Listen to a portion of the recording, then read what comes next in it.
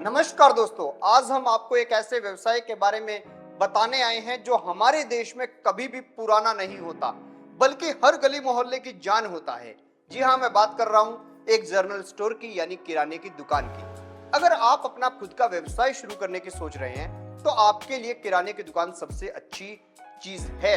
वो आप कर सकते हैं और अपने यहाँ पर खुद का बिजनेस स्थापित करके अच्छा पैसा कमा सकते हैं। ये दुकान आप शुरू कैसे कर सकते हैं, इसमें खर्चा कितना आएगा, इसके अंदर कौन कौन सा सामान आपको डालना होगा, ये सारा का सारा एस्टिमेट आज मैं आपको देने वाला हूं। इसी के साथ आपको मैं ये भी बताऊंगा कि कौन सी ट्रिक है जिससे आप कम लागत में ज्यादा मुनाफा कमा सकते हैं। सबसे पहले बात आती है लागत की। बात करें तो किराए की। दुकान का किराया 8,000 भी हो सकता है, 20,000 भी हो सकता है, आपकी लोकेशन पे डिपेंड करता है, लेकिन इसी के बीच में होगा। अगर हम बात करें कि वहां पर जो सामान हम रख रहे हैं उसका स्टॉक कितना बड़ा होना चाहिए, तो स्टॉक लगभग 1 लाख से 3 लाख के बीच में आपके पास जितनी पूंजी है उसके हिसाब से आप कर सकते हैं। अगर हम फर्नीचर और फिक्सचर्स की बात करें, यानी फ्रिज आप लाएंगे, फर्नीचर लगवाएंगे, शेल्फ लगवाएंगे, काउंटर बनवाएंगे और दुकान तैयार करवाएंगे, तो उसमें आपका 50,000 से 1 लाख रुपए तक लग सकता है। अगर हम लाइसेंस और परमिट की बात करें तो बहुत लोग इसमें नहीं लेते हैं, लेकिन लेना चाहिए। FSSAI का लाइसेंस है, GST नंबर है, ट्रेडिंग लाइसेंस है, ये सब आपको लेने में 5,000 से 15,000 खर्च हो सकता है।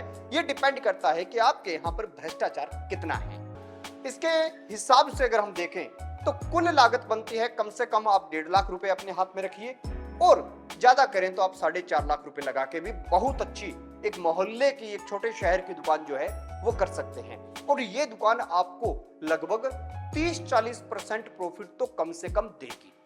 अब बात करते हैं कि आपको इस दुकान के अंदर सामान क्या डालना है। तो चावल डाल सकते हैं, बासमती और साधारण दालें, अरहर, मूंग, चना, मसूर, आटा गेहूं का, बेसन का और मिक्स आटा और ब्रांड्स का आटा, चीनी, नमक, तेल, ये आप अलग अलग चीज़ों का, रिफाइंड भी रख सकते हैं, सरसों का रख सकते हैं, मूंगफली रख सकते हैं। मसाले रखें, हल्दी, मिर्च, धनिया पाउडर, गरम मसाला सब। सफाई का जो मटेरियल होता है, डिटर्जेंट है, लिक्विड हैंड वॉश है, बर्तन वाली साबुन है, फ्लोर क्लीनर है, टॉयलेट क्लीनर है, डेयरी प्रोडक्ट जिनके अंदर आपको फिक्स मार्जिन मिलता है, दूध, दही, पनीर, घी, इनके छोटे पैक आप रख सकते हैं। ताज़ा उत्पादन की बात करें तो आलू, प्याज, टमाटर या मौसम की जो भी सब्जियां हैं वो आप खेतों से भी, किसानों से भी लेके आ सकते हैं। अगर आप छोटे शहर में हैं तो आसपास ज़रूर खेती किसानी भी होती होगी। स्नैक्स रख सकते हैं जिसमें नमकीन है, चिप्स है, बिस्किट है, कुकीज़ है। अगर हम पेय पदार्थों की बात करें तो चाय है, कॉफ़ी है, जूस है, कोल्ड ड्रिंक है, या आप मान लो ऐसे इलाके में जैसे बिहार में हैं तो वहाँ पर ज़्यादा अपना चलता है सत्तू, तो वो भी आप रख सकते हैं। पर्सनल केयर की बात करें तो साबुन, शैम्पू, टूथपेस्ट, क्रीम, ये सब चीज़ें रख सकते हैं। महिलाओं से जुड़ी हुई चीज़ों की बात करें तो बच्चों के डायपर, महिलाओं के पैड, ये आप रख सकते हैं। उसी के साथ कुछ लोग जो किराना स्टोर के अंदर महिलाओं से सजावट से जुड़ी हुई, उनके श्रृंगार से जुड़ी हुई छोटी मोटी चीज़ें रखते हैं, अर्जेंट में कभी नीड पड़ जाए तो वो लोग ले जाते हैं। अंडे रख सकते हैं, ब्रेड रख सकते हैं, मोमबत्ती रख सकते हैं, माचिस रख सकते हैं, धूप बत्ती रख सकते हैं, बच्चों के उत्पाद रख सकते हैं।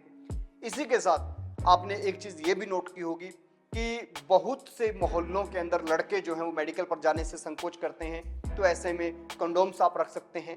FMCG के ब्रांड्स का इस्तेमाल आप कीजिए, क्योंकि ब्रांड्स की जिक्र बहुत होता है कि ब्रांड कौन सी रखें हम, तो बहुत सारी कंपनियां हैं, तो कंपनी का जो मटेरियल है वो आप रखें। अब मान लीजिए आप शैम्पू का पाउच लेने जा रही हैं, एक शैम्पू है मान लो बबलू नाम का, उसको कोई नहीं खरीदेगा अगर वो 45 पैसे में मिल रहा है तो भी, क्योंकि अगर उनको 1 रुपए में क्लिनिक प्लस मिल रहा है तो वो बबलू को क्यों खरीदेंगे। तो ऐसी चीज़ें होती है, इसलिए कंपनीज जैसे हिंदुस्तान यूनिलीवर है, ITC का आशीर्वाद का आटा और ये सब आता है, या फिर और जैसे आप नेस्ले की बात कर लें, नेस्ले पॉपुलर है मैगी वगैरह के लिए, ब्रिटानिया है, और डाबर के प्रोडक्ट्स आप रख सकते हैं, पतंजलि के प्रोडक्ट्स आप रख सकते हैं, पार्ले के प्रोडक्ट्स आप रख सकते हैं, तो ये चीज़ें आपकी अच्छी मार्केट में बिकेंगी। इसी के साथ जो ब्रेड है और ये सब, जैसे कोई ब्रेड बन है, ये सब चीज़ें जो है आप स्थानीय ब्रांड की रखिए, आपके आसपास जो बेकरी है उससे खरीदिए, ताकि आपको इसमें 40 से 50% तक मुनाफा हो। सब्जियों के अंदर आपको अच्छा मुनाफा होगा।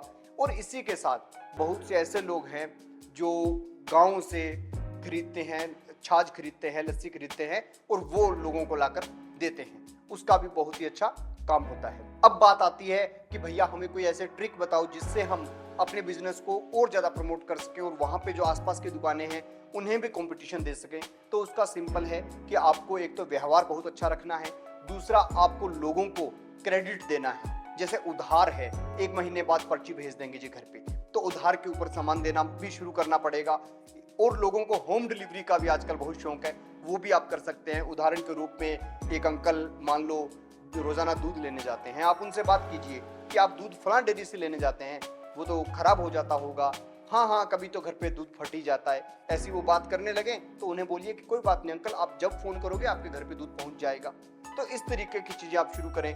2 4 5 किलोमीटर के एरिया के लोग ही आपके पास आएंगे, तो उतने लोग आएंगे तो उसके लिए आपको चाहिए कि आप लोग डिलीवरी जो है, होम डिलीवरी, वो भी कीजिए।